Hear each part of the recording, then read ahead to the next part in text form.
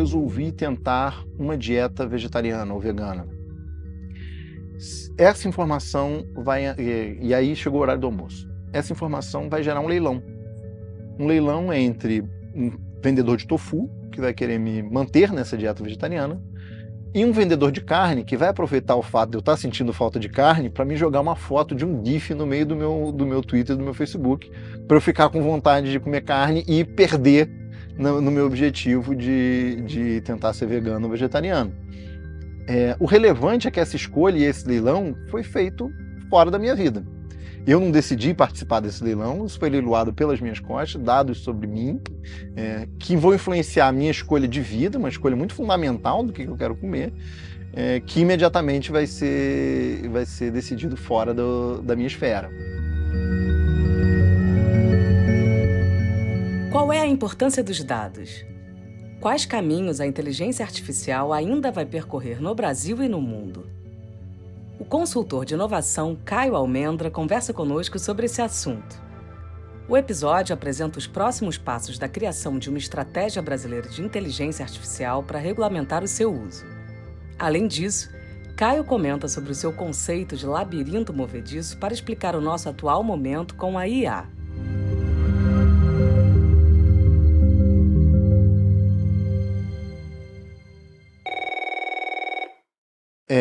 Durante o governo Temer foi aprovado a criação de uma estratégia brasileira de inteligência artificial. A redação desse tipo de documento tem sido uma tendência mundial, existe em diversos outros países. E basicamente é levar a inteligência artificial a sério e definir quais serão as políticas públicas de uso e de investimento nesse tipo de tecnologia. O documento, enfim, foi redigido durante o governo Bolsonaro. Ele não tem nenhum grande problema ideológico, porém ele não é uma estratégia. Ele é um documento bem feito, mas simplesmente foi contratado, não teve nenhuma espécie de participação pública. E eu digo que ele não é uma estratégia porque ele não teve na redação dele não se construiu um início, meio e fim. O que a gente vai investir, em que área para chegar a que resultado. O governo então resolveu, o novo governo, o governo Lula, resolveu reescrever a Estratégia Brasileira de Inteligência Artificial, então a gente está nesse processo, e chamou para isso o BIO, Instituto Brasileiro de Ciência e Dados, que é um órgão público, que vai fazer uma consulta à sociedade, a especialistas, sociedade civil organizada e ao mercado sobre como deve ser essa estratégia brasileira de inteligência artificial. Esse processo vai ser organizado a partir de 3 eventos, com essa divisão, especialistas, sociedade civil organizada e mercado. Será criado um espaço de discussão e revisão permanente da estratégia brasileira de inteligência artificial. Então, o que deu certo e o que não deu certo vai ser revisto e reaplicado, e os recursos públicos investidos nisso vão ser sempre reavaliados por esse espaço da revisão da estratégia.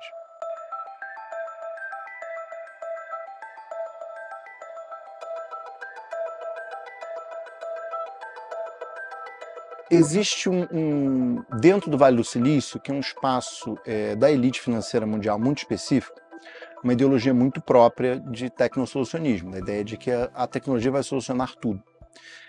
Simultaneamente que esse discurso é muito relevante, o discurso de que a inteligência artificial vai mudar tudo, e aí inclusive vendem um medo muito grande que a inteligência artificial vai acabar com todos os empregos, deve ser parada e tudo mais, vindo das pessoas que estão desenvolvendo a inteligência artificial. Basicamente um plano do Dr. Evil, do Austin Powers. Eu tenho aqui uma máquina que vai destruir o mundo, tenham medo de mim. E é isso que eles ficam propagando o tempo todo. Simultaneamente tem um corte muito contraditório. Toda vez que a gente fala de qualquer mudança minimamente significativa possível e aplicável com a IA, as pessoas, justamente desse grupo, dizem que não deve ser feito. E aí eu acho que a frase correta é a que eles mesmos usam, de que a IA muda tudo. Se a IA muda tudo, a gente deve ser consequente nessa frase e parar e pensar, peraí, que mudança a gente quer colocar em pauta? Ou seja, a IA ela é uma ferramenta muito poderosa que serve para alterar o mundo, sim, de fato, que tem uma capacidade muito grande de chegar a novos resultados e, por isso, rever tecnologias que foram abandonadas ou avançar em cima de tecnologias que estão paradas, e isso nunca é colocado em consequência. A gente sempre deixa isso para IA vai mudar tudo e aí a gente mexe 5% na manutenção de não sei o quê e faz um chatbot que é útil para sei lá o quê. Então, dado essa panorama, o que eu acredito? E explicando o que é IA um pouquinho. A inteligência artificial ela é uma evolução da contabilidade, ela é uma evolução da estatística, ela é uma conta matemática, ela não é um cérebro que pensa de fato. O computador ali não está sentindo, ele não sente respostas por si. Ela é apenas uma conta matemática que tem capacidades que as contas matemáticas que até hoje a gente utilizava para mensurar e organizar o mundo, não tem. Então, a estatística ela apenas mexe um fator por vez. A inteligência artificial não só mexe múltiplos fatores, como pode ter múltiplos objetivos. Então, uma discussão forte social hoje em dia é capitalismo versus mudança climática. A estatística sempre objetivou, sempre foi utilizada para maximizar lucros. A inteligência artificial pode ser utilizada para múltiplos valores simultaneamente. Como é que a gente maximiza o lucro sem destruir o meio ambiente? Isso dando uma ideia de reforma. Dando uma ideia de transformação social mais profunda, existe, por exemplo, o Eugene Morozov, um pesquisador bielorrusso, escreveu o livro Big Tech, que eu estava citando. Ele fez um podcast sobre o CyberSim, que era uma tentativa do governo Allende de criar uma forma de gestão de toda a produção chilena, justamente para evitar que houvessem lockouts, que foi o que acabou derrubando o governo Allende.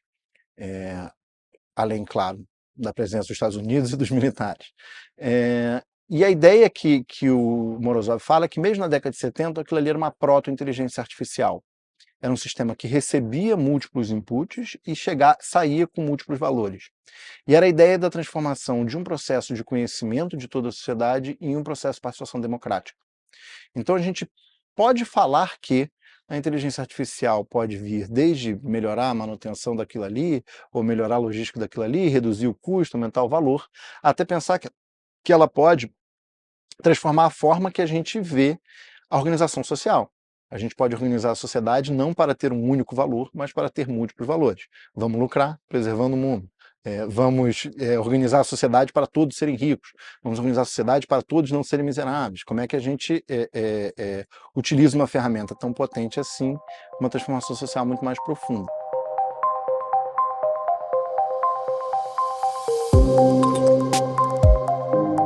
Se a gente olha essa ideia do Bentham que o Foucault trabalha do panóptico, ou seja, de uma sociedade, de um espaço onde você está vigiado 100% do tempo, você chega a um resultado de uma opressão pelo medo. Você está sempre com medo de que alguém esteja te olhando e por isso você age de uma determinada forma. O mundo digital nós sempre estamos no mundo digital. O simples fato de eu estar dando aqui entrevista para vocês significa que os celulares da gente sabem que a gente se encontrou e que a gente se conheceu a partir de hoje e vai passar a me recomendar coisas e te recomendar coisas por conta desse contato. Vai pressupor que nós somos amigos e, portanto, vai produzir uma nova forma de dados sobre isso. É muito mais do que um panóptico. A gente não está sendo observado. Eu gosto de usar o termo, e eu cunhei esse termo, de labirinto movediço.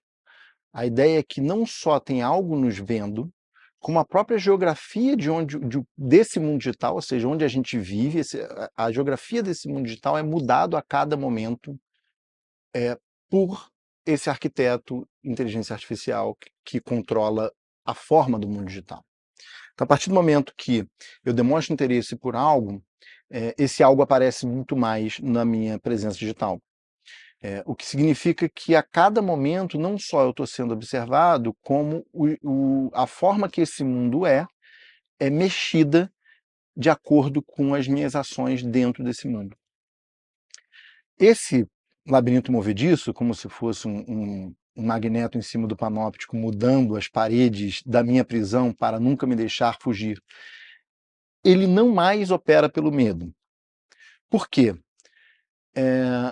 Porque sendo um mundo digital demasiadamente amplo, você está sempre bombardeado de informações que você não quer. quer porque você tem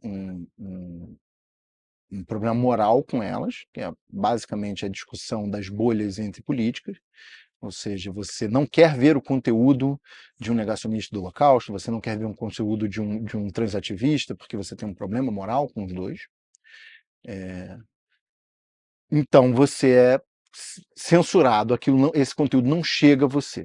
O algoritmo te recomenda apenas aquilo que você quer. Quer porque o tema é simplesmente desinteressante a você. Você, como tricolor, não quer saber qual foi a contratação do Flamengo, ou melhor ainda, você que não acompanha futebol quer muito menos saber qual foi a contratação das pessoas. Por conta disso, esse labirinto movediço, ele parece permanentemente para você como algo positivo. Você olha ele e diz, olha, isso aqui está me dando aquilo que eu quero. Primeiro, tem uma questão aí do conforto, uma relação errada com o conforto e com a relação de desconforto.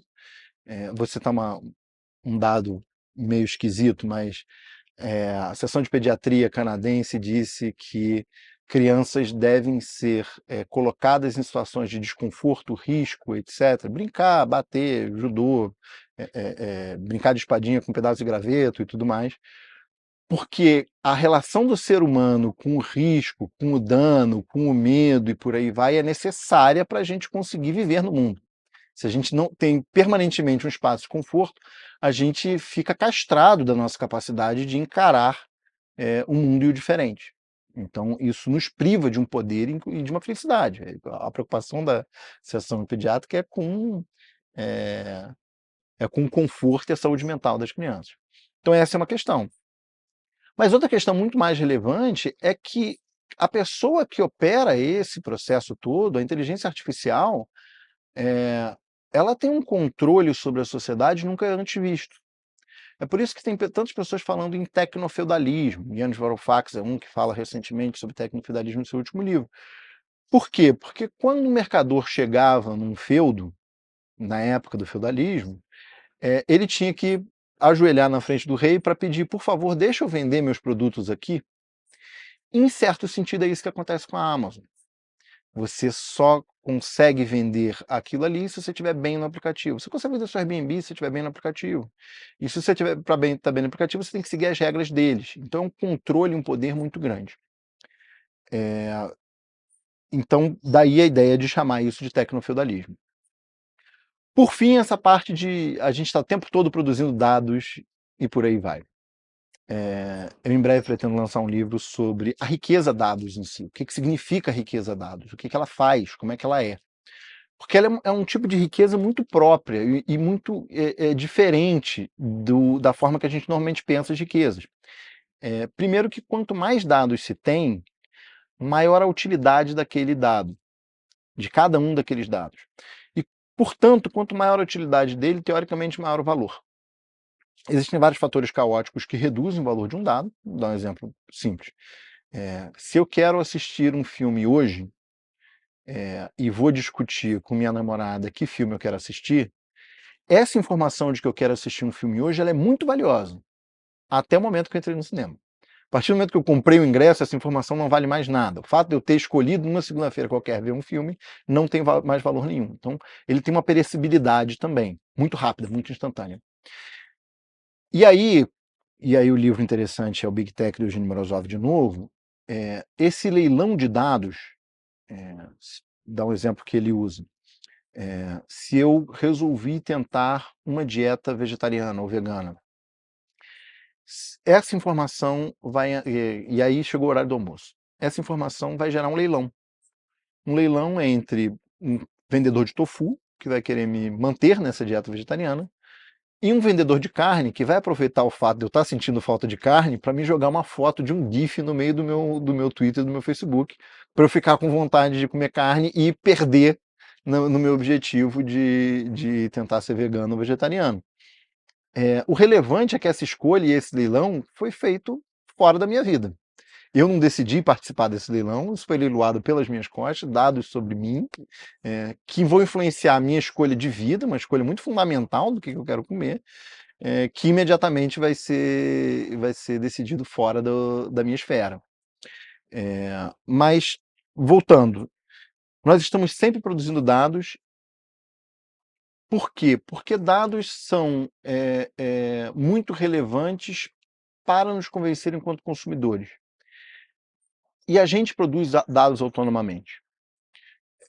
Se a gente for pensar as aplicações mais interessantes da ciência de dados, não tem a ver com o comportamento humano exatamente. O comportamento humano é muito interessante para quem quer controlar os seres humanos, para quem quer decidir como ele compra, como ele se comporta, como ele trabalha.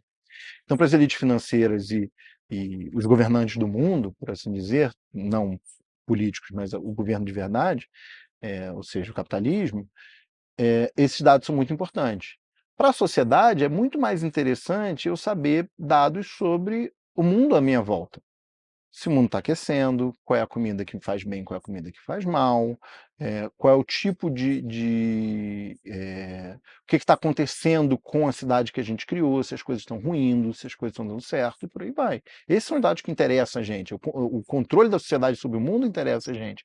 O controle da elite sobre a sociedade interessa muito menos ao ser humano. Porém, os dados sobre como é que o mundo funciona exigem um trabalho para ser feito. Todo dado para ser produzido vai exigir algum trabalho. Ou você vai colocar uma máquina em algum lugar para mensurar alguma coisa, que vai exigir um capital, mesmo que seja um trabalho morto. Ou eu vou estar lá no Facebook andando para cima e para baixo, no Twitter andando para cima e para baixo, ele vai mensurar onde é que eu estou fazendo e já estou produzindo automaticamente dados para eles e produzindo essa riqueza para eles e fazendo esses leilões e perdendo o poder de decisão minha para dar para o Elon Musk ou para o Mark Zuckerberg.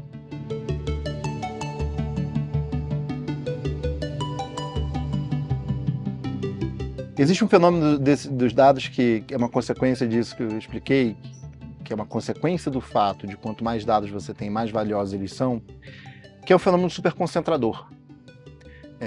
Os bancos de dados têm uma capacidade de gerar muito valor quando eles são muito concentrados.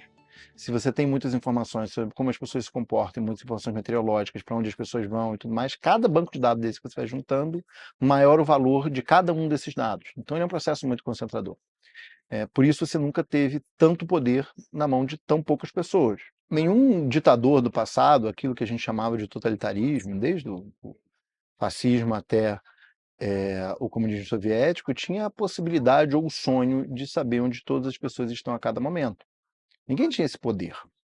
Uma empresa que vende celular, um aplicativo que é instalado por todo mundo, como o WhatsApp da vida, ela tem. Ela sabe onde todas as pessoas da sociedade estão a cada momento.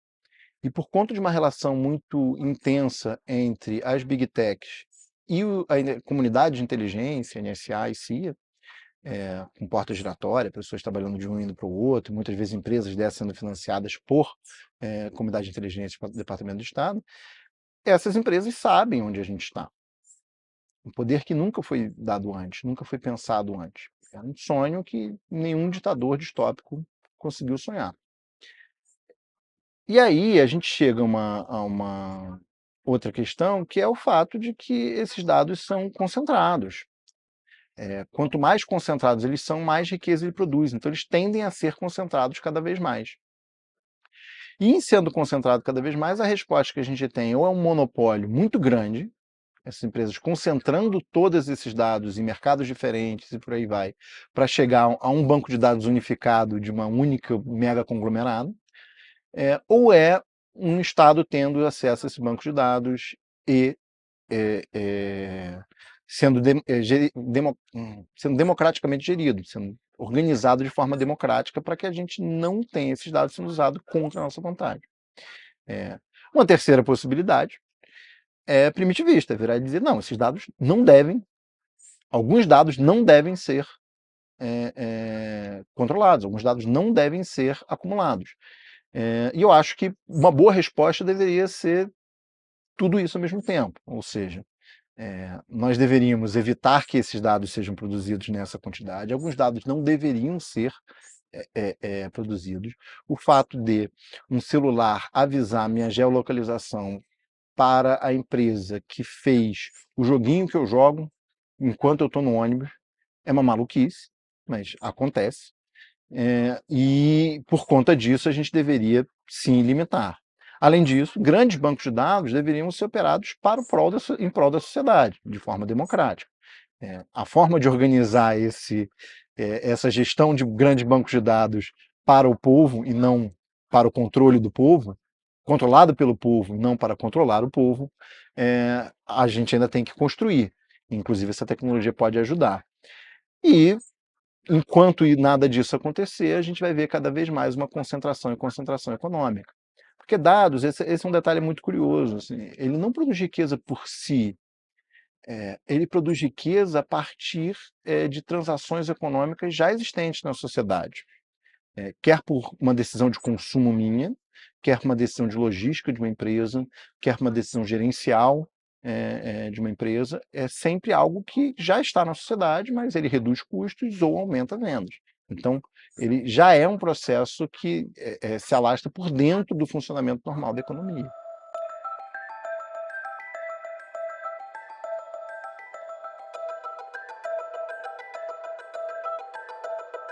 Nessas discussões sobre tecnologia e ciência de dados e mundo digital, você tem basicamente três correntes que se interligavam de alguma forma. Foi hegemônico, é hegemônico no Vale do Silício e foi hegemônico por muito tempo, mas hoje a sociedade já é muito crítica, o tecnosolucionismo, a ideia de que você vai conseguir solucionar todos os problemas com a tecnologia. Livros como Big Data foram bastante relevantes para propagar essa ideia. Em contraposição a ele, principalmente crítico da ideia de tecnosolucionismo, dizendo, olha, a solução não vem da tecnologia, mas da política que é aplicada sobre a tecnologia, ou seja, da forma de construção social que determina essa tecnologia, veio o Big Tech do Eugene Morozov. Ele é um bielorrusso, ele é um pensador bastante interessante, ele já tem falado em português, se vocês quiserem procurar, tem entrevista dele em português. E o que ele diz nesse livro? Ele vai comentando, olhando o que é o Vale do Silício do ponto de vista estrutural, de onde veio o dinheiro, como se organiza o capital, qual é a forma de reprodução desse dinheiro, qual é a ideologia por trás, e ele vai, em cima disso, discutindo essa nova elite ligada ao Vale do Silício. O principal ponto dele é a crítica ao tecnosolucionismo, comentando como essa crítica, esse tecnosolucionismo acaba fazendo um esvaziamento do espaço político, um esvaziamento das discussões sociais. Você não precisa correr atrás de mudar o mundo para o bem, basta esperar que uma tecnologia levará a isso.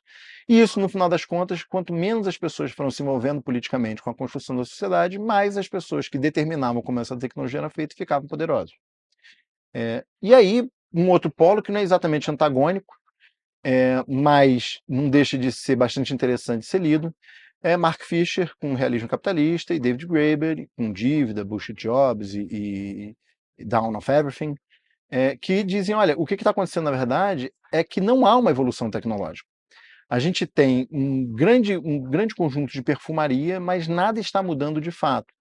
E eles fazem uma comparação muito interessante num artigo escrito pelos dois sobre o tema, dizendo assim, olha, no início do século passado, a evolução tecnológica era palpável. A gente inventou o avião, a gente inventou o carro individual, a gente inventou o submarino, as coisas foram mudando de fato.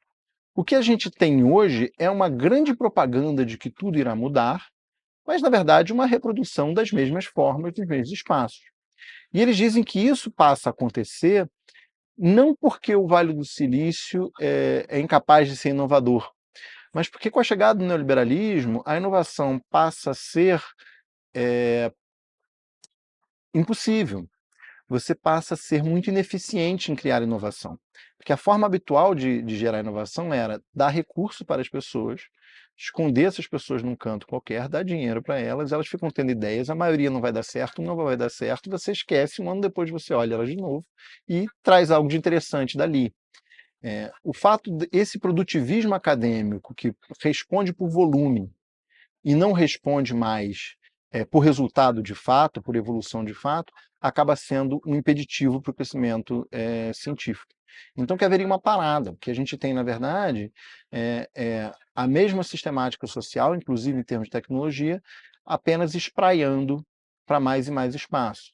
Isso é uma inclusividade muito grande no mundo digital para reproduzir a mesma exclusividade do mundo econômico, a mesma exclusividade do mundo político, a mesma exclusão de um grande grupo de pessoas do mundo político.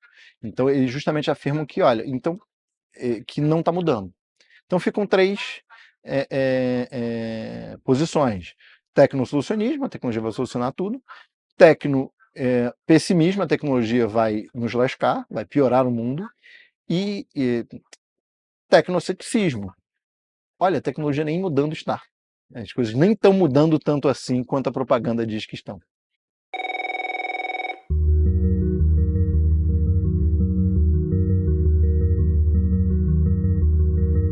Qual das soluções apresentadas por Caio mais te agrada? Comente conosco pelas redes sociais ou pela enquete do Spotify. Este episódio foi produzido por Eduardo Fradkin, contou com a captação de som de Lívio Leite, identidade visual e artes de Gabriela Diniz, assessoria de Francis Carnaúba, coordenação geral e edição de Juliana Zalfa e voz de Flávia Mano. O Matéria Bruta é o podcast do canal Curta dedicado à cultura e às humanidades. Para você ficar por dentro de tudo por aqui, se liga na dica. Se inscreva no Google Podcasts ou no Castbox, siga o Matéria Bruta no Spotify e na Amazon ou assine no Apple Podcasts. Até a próxima!